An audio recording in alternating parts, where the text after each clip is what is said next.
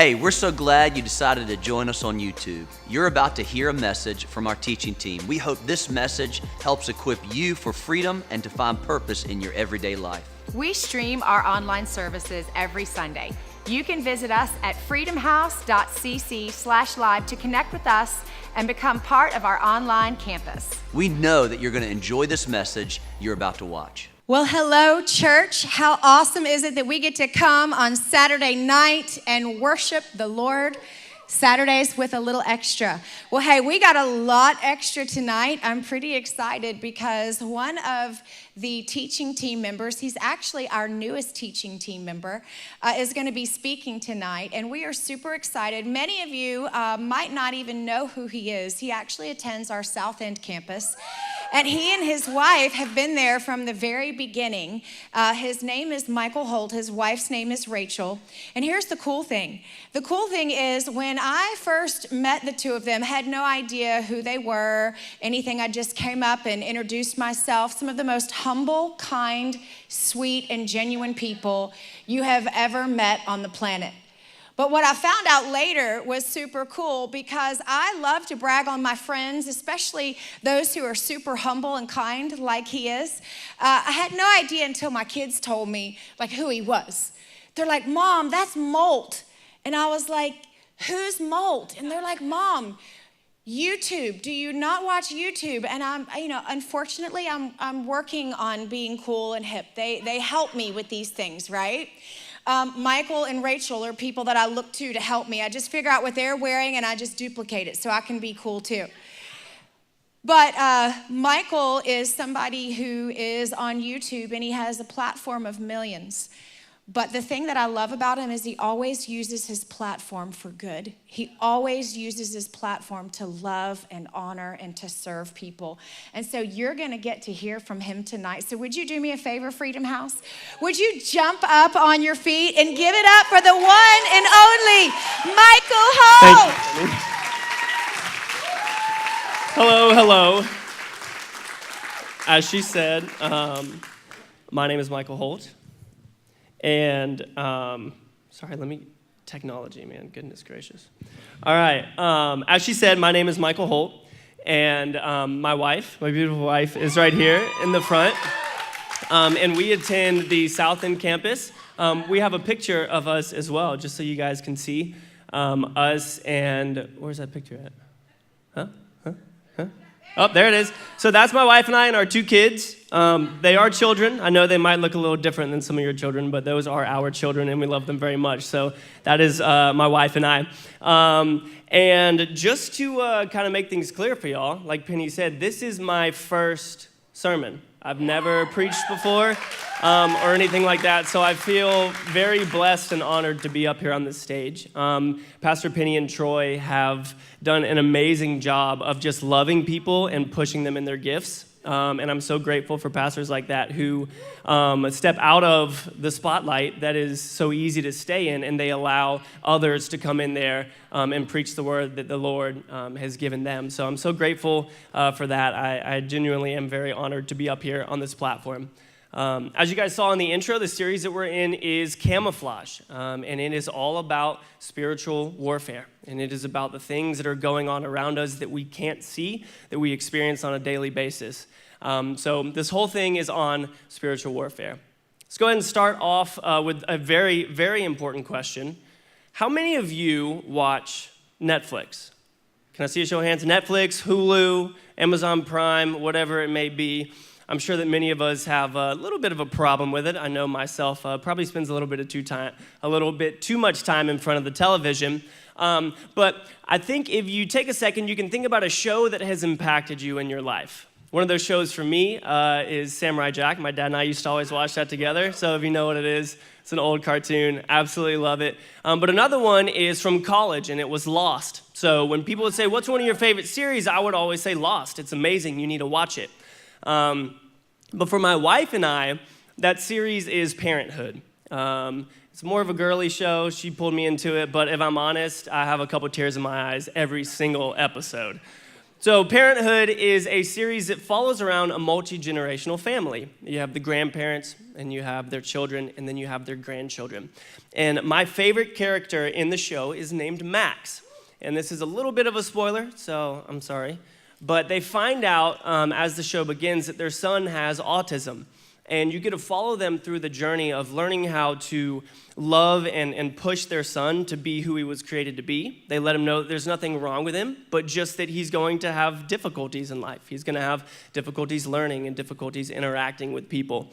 And so he's one of my favorite characters by far. He's hilarious. He cracks me up. And one of my favorite moments with him was he was at his grandparents' house, and he had just recently fallen in love with photography, which is awesome because for someone who's autistic, he's able to hide behind the camera lens and interact with people a little bit better. So it's cool to see him be able to do that. But he's fallen in love with photography. He's outside of his grandparents' house, and he's taking pictures. And he sees his cousin, Amber, and her boyfriend out in the car, and they're kissing, okay? Max runs over to the car and starts taking pictures. And they're like, Max, what are you doing? Like, you can't take pictures of us. This is inappropriate. What are you doing? And he says, oh, I'm sorry. I saw you guys wrestling over here and wanted to come and take pictures. He saw them kissing and thought that they were wrestling. And I took a step back and realized that there are different ways that we can identify situations in our life. We have an opportunity to rename situations that we go through in our life. They may appear one way, but in reality, they are something different. And that's the main thing that I'm going to talk about today as we go through this. Is a little saying because it's a little easier to remember, but it's rename the pain. Today, I want you all to know that you have the power to rename the pain. You have the power to rename the situations in your life that you go through. Does it make them any less hard? Does it make them any less real? No. But you do have the opportunity to rename the pain in your life. Have you ever felt like the world is against you? Your kids are misbehaving, they're not getting good grades. That was me, if I'm honest. You're struggling at work, your boss is a jerk and just doesn't appreciate everything that you do. Your relationship with your spouse is struggling. You're fighting over the dumbest things. You just feel like nothing is going your way. You're trying to catch a breath and you're like, what is going on? Why is the whole world against me? Well, it is. There is a war going on. There is good fighting for you and bad fighting for you. Just like you've seen in those cartoons, you have a little white angel right here, and you have the little red devil on your shoulder. Obviously, that's not how it really is, but we all know that there is good and bad fighting for us. In Ephesians 6, chapter 12, it says, "For we are not fighting against flesh and blood enemies, but against evil rulers and authorities of the unseen world, against mighty powers in this dark world, and against evil spirits in the heavenly places." This enemy is crafty. He's brilliant, and he doesn't want us to succeed. He wants us to think that what we're doing is right. Don't you feel comfortable when you think that you're doing something right? There's no conviction or anything. You feel like you're doing something right, and that's what the enemy wants you to think.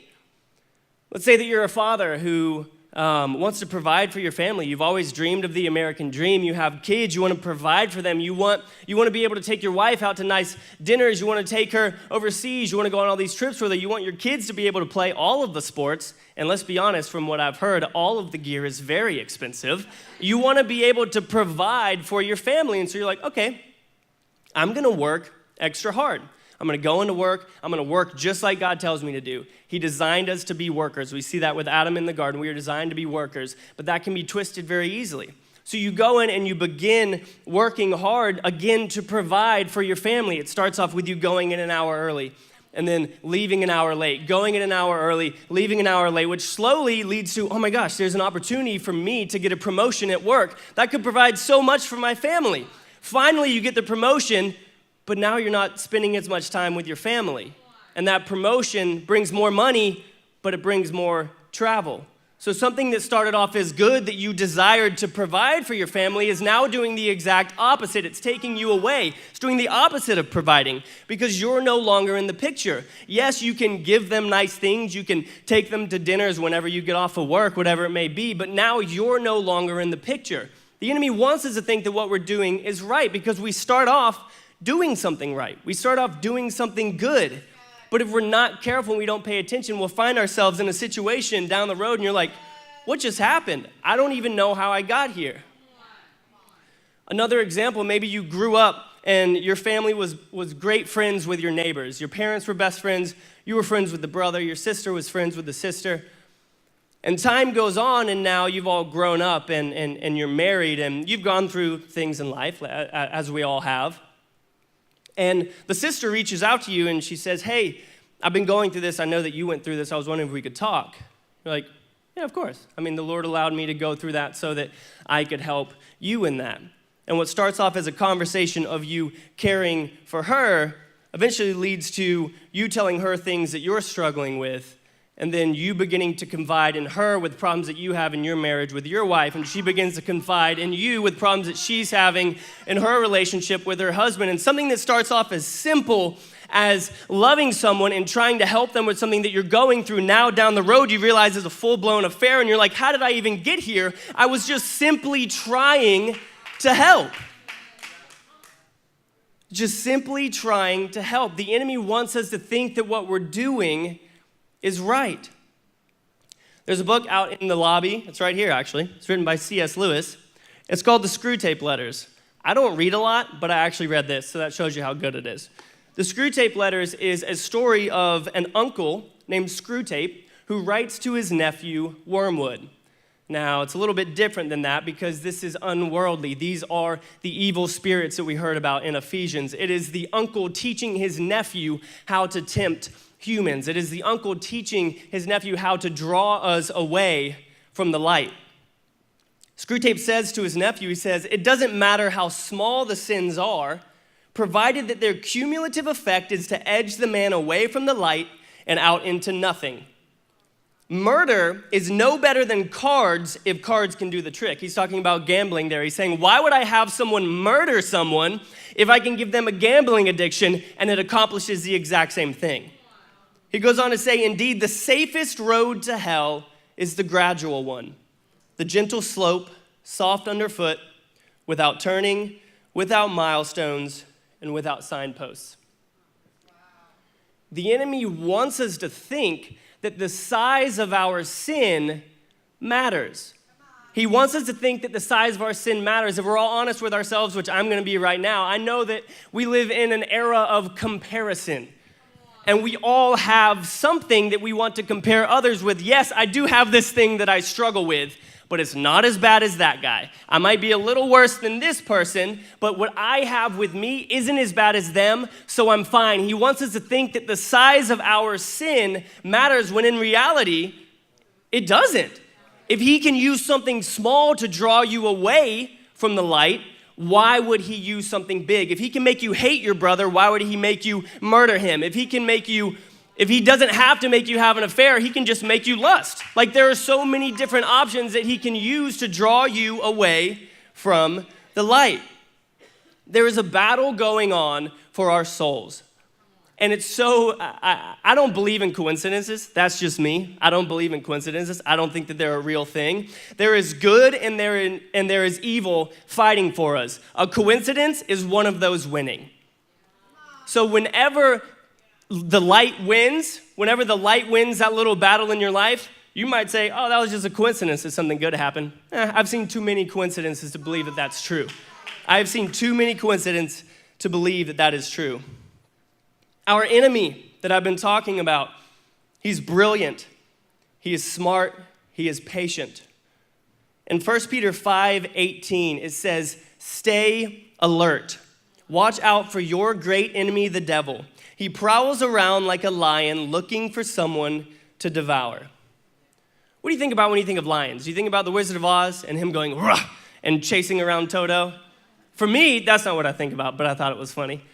For me, I think about how terrifying the king of the jungle is. I think about how strong he is. I think about his confidence. Whenever you watch those shows on nature, whatever, they're standing there and they just look confident. It's like, are you kidding me? Like, it's terrifying. Their confidence is terrifying to me. So I did a little bit of research on lions and how they hunt and how they capture their enemy. If he's comparing him to a lion, then we need to know how a lion captures his enemy.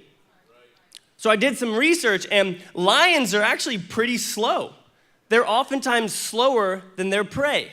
They're not like cheetahs or jaguars who can just be like, oh, there's something over there, I'm gonna go catch up with it. Lions have to be a little bit more strategic.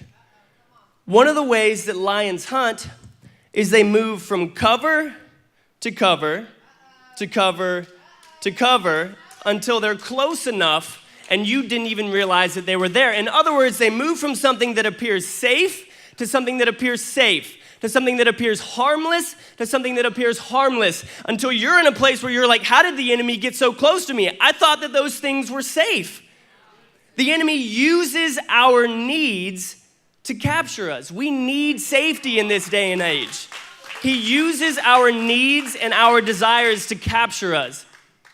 If we think that something is harmless, we're going to be less likely to stay away from it. If you think that a simple text with someone of the opposite sex who isn't your spouse is harmless, then you're not going to stay away from it and you're not going to know what's happening.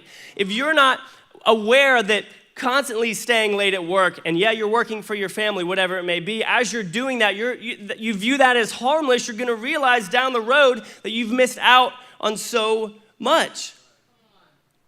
We need to be careful knowing how the enemy moves from cover to cover. Like I said earlier, it can start off with a simple conversation.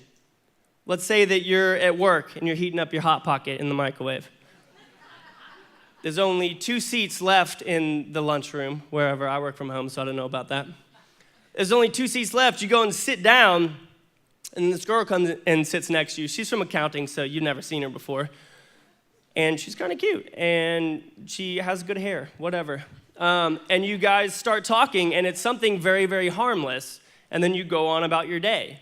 But you find yourself the next day being like, ooh, I wonder if she'll be in there. And I wonder if we can sit next to each other again. I wonder if that'll happen. Yeah, who knows? And then eventually, it starts to where you're planning to have lunch with this person.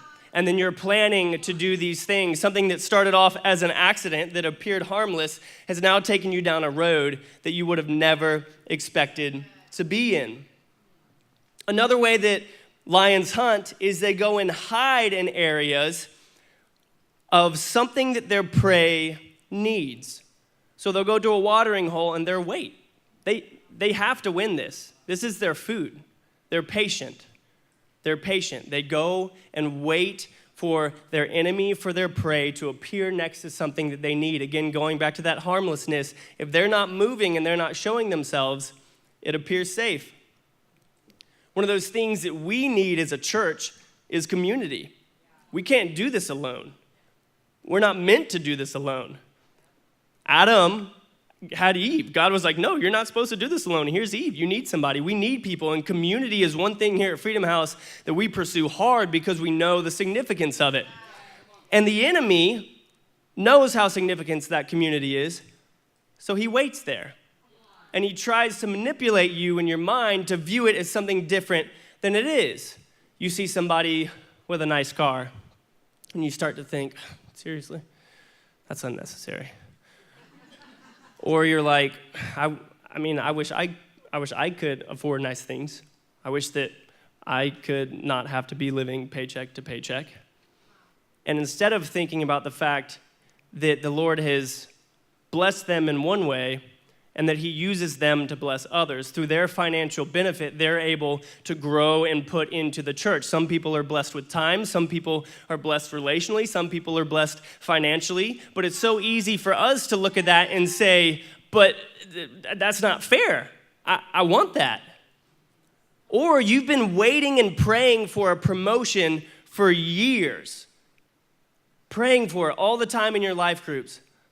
And someone shows up, and at the end, as you're doing prayer requests, she says, I really want this promotion at work. And you're like, oh, cool, we share that. That's awesome. Like, I'll be praying for you.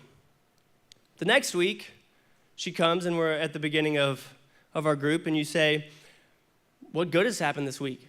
Anything to praise God for? And she's like, yeah, I got my promotion. But I didn't get my promotion. Is there something wrong with me? Am I not smart enough? Am I not good enough? Am I not called to be in this position? And instead of celebrating the fact that that person is going to move up in leadership and be able to affect the leaders of the business, with the Word of God and be able to love them well, you find yourself getting caught up just complaining and comparing about the fact that you didn't get a promotion when that isn't the plan that God has for you right now. Another way, another thing that we need that he can use is very specific relationships, dating relationships, intimate relationships.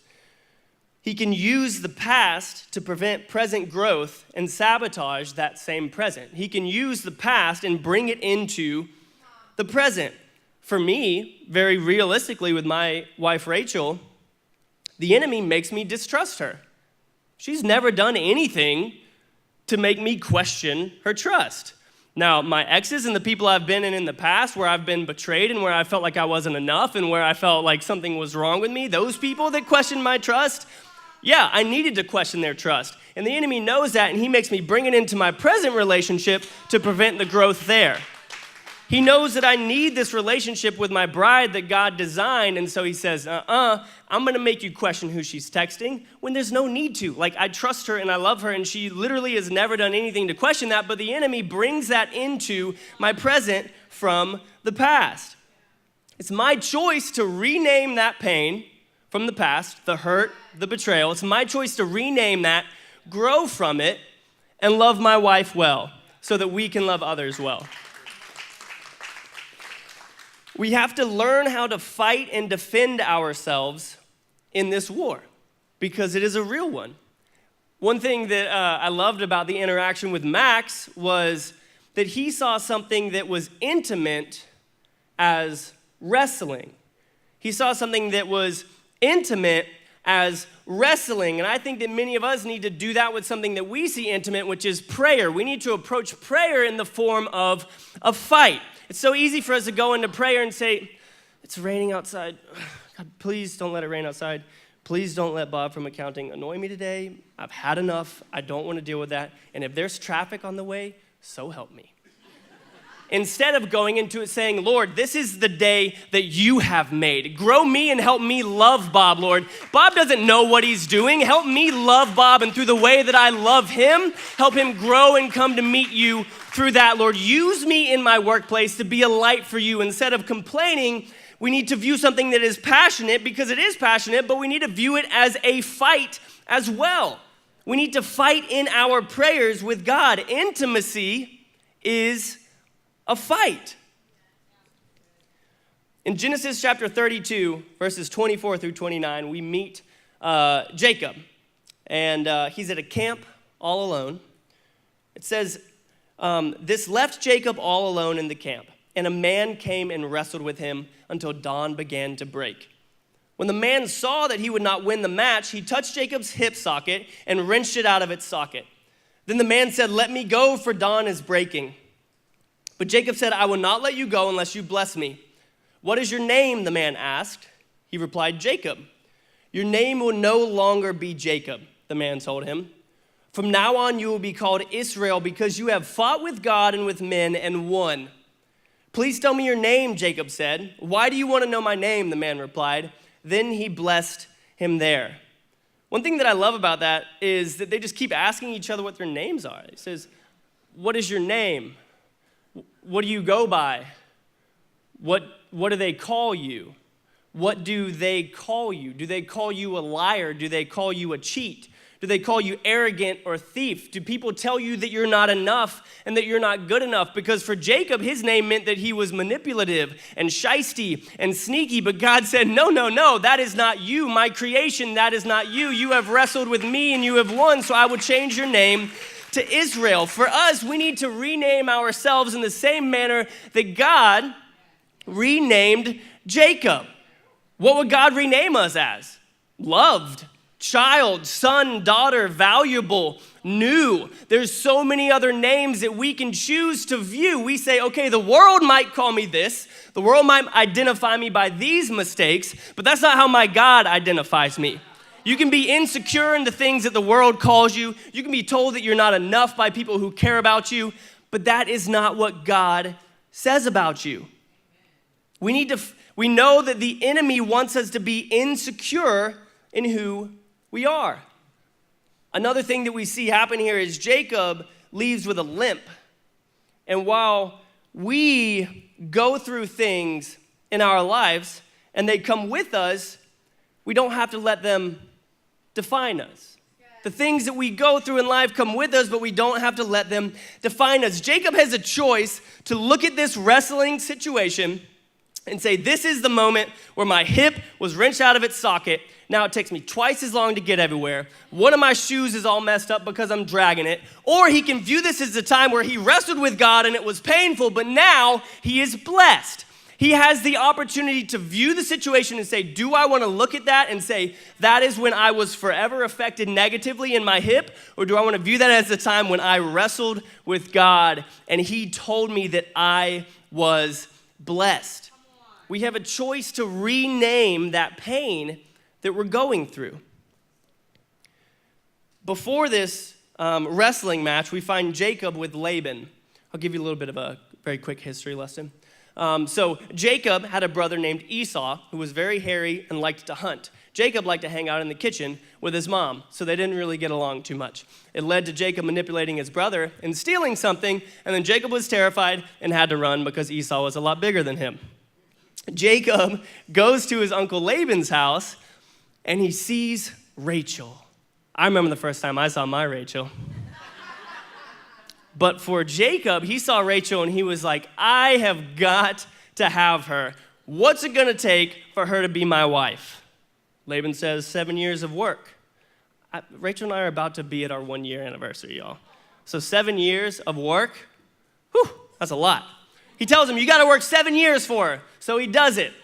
And then somehow he gets tricked into marrying Rachel's sister, Leah. I don't know how you get tricked into marrying somebody else, but he does. And then he has to work another 7 years. So he works 14 years for Rachel. There goes on to be some problems with livestock with his uncle Laban. He has to run away from him. And we find ourselves here in Genesis chapter 31 where they have met up and they're talking after all of this heavy, tough stuff that they have been through. He says, so come, let's make a covenant, you and I, and it will be a witness to our commitment. So Jacob took a stone and set it up as a monument. Then he told his family members, gather some stones. So they gathered stones and piled them in a heap. Then Jacob and Laban sat down beside the pile of stones to eat a covenant meal. To commemorate the event, Laban named the place Yagar Sahadutha, which means witness pile in Aramaic. And Jacob called it Gilead, which means witness pile in Hebrew. Then Laban declares, this pile of stones will stand as a witness to remind us of the covenant that we have made today.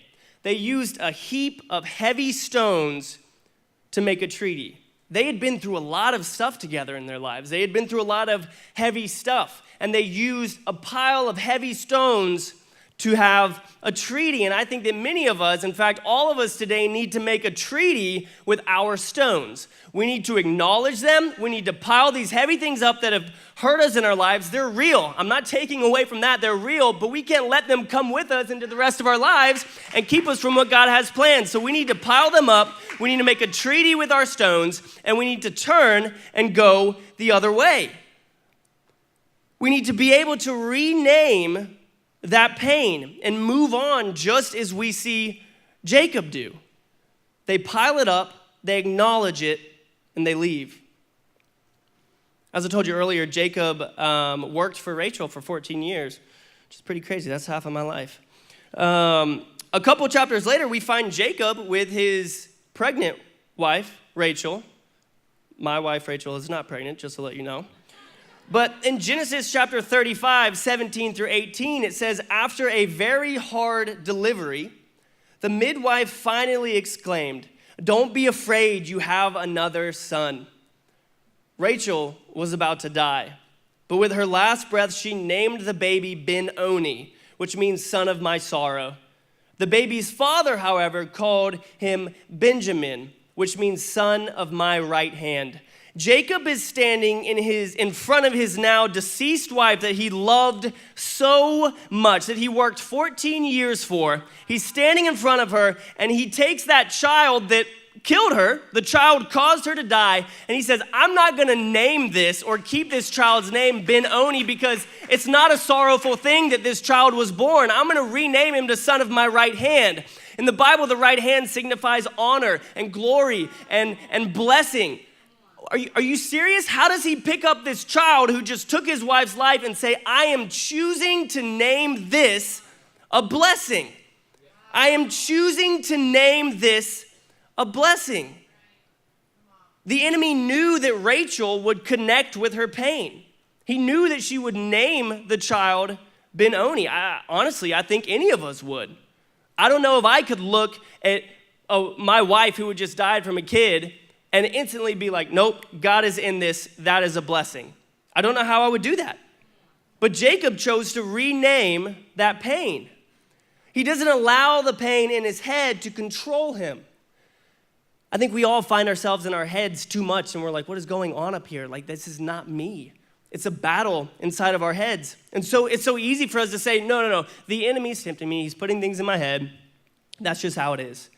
But there's another quote from the Screwtape Letters. Again, this is the Uncle Screwtape talking to his nephew Wormwood, and he says, it's funny how mortals picture us as putting things into their minds when in reality our best work is done by keeping things out. Their best work is done by keeping things out. Our human nature, if we're honest, is a negative one. My default is impatience. My default is anger. If I'm in traffic, there's no positive bone in my body. It is very easy for me to be negative. It's easy for our default to be negative. And we see Rachel name her son Ben-Oni because that's her default. I'm pretty sure that all of us would do that. But Jacob fought it. Jacob fought that battle in his mind and chose to know that the enemy is trying to keep God out of his mind because, again, it's easy for us to be negative. So Jacob chooses to fight that and names his child Benjamin, son of my blessing. They go on to bury Rachel in Genesis 35, verse 20 through 21. It says, and Jacob sets up a pillar over her tomb. It is the pillar of Rachel's tomb, which is there to this day. Israel journeyed on and pitched his tent beyond the Tower of Eder. Jacob set up a pillar, but Israel moved on.